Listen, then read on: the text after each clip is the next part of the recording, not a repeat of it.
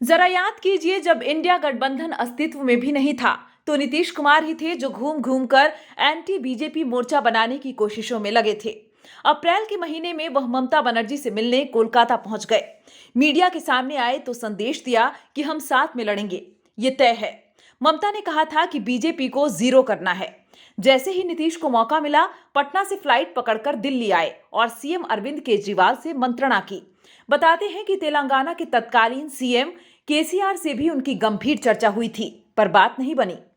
इस तरह से देखें तो विपक्षी एकता का बीज नीतीश बाबू ने ही बोया था। उनके कारण ही विपक्षी दलों को लगा कि मिलकर भाजपा को चुनौती दी जा सकती है, क्योंकि कांग्रेस के साथ आने को पार्टियां राजी नहीं थीं।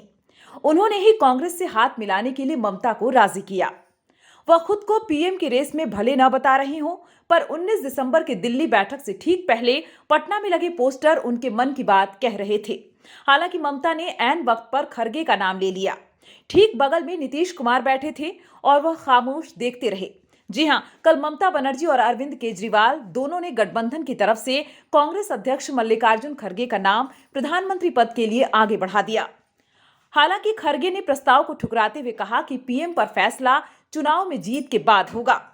अटकलें लगाई जा रही हैं कि जनवरी मध्य तक सीट बंटवारे के साथ अगले कुछ दिनों में संयोजक के नाम पर सहमति बन सकती है। सवाल यह है कि क्या अब नीतीश कुमार संयोजक भी बन पाएंगे?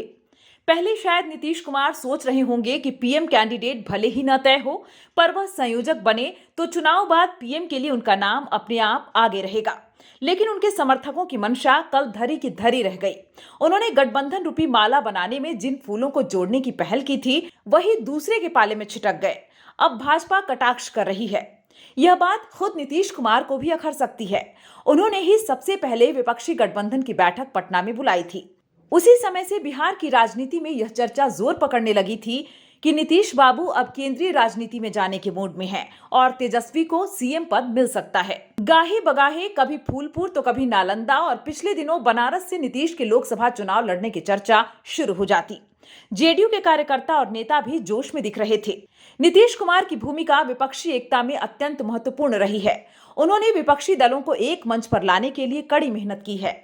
उन्होंने ममता बनर्जी और अरविंद केजरीवाल जैसे नेताओं को एक साथ लाने में महत्वपूर्ण भूमिका निभाई है। नीतीश कुमार ने विपक्षी दलों को यह समझाने का प्रयास किया है कि मिलकर ही भाजपा को हराया जा सकता है।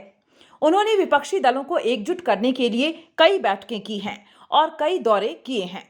हालांकि नीतीश कुमार के सामने कुछ चुनौतियां भी हैं। एक चुनौती यह है कि विपक्षी दलों के बीच मतभेद अभी भी हैं। दूसरी चुनौती यह है कि विपक्षी दलों को यह साबित करना होगा कि वे मिलकर चुनाव जीत सकते हैं। यदि नीतीश कुमार इन चुनौतियों को पार कर सकते हैं तो वह विपक्षी एकता के सूत्रधार के रूप में इतिहास में अपना नाम लिखा जाएंगे।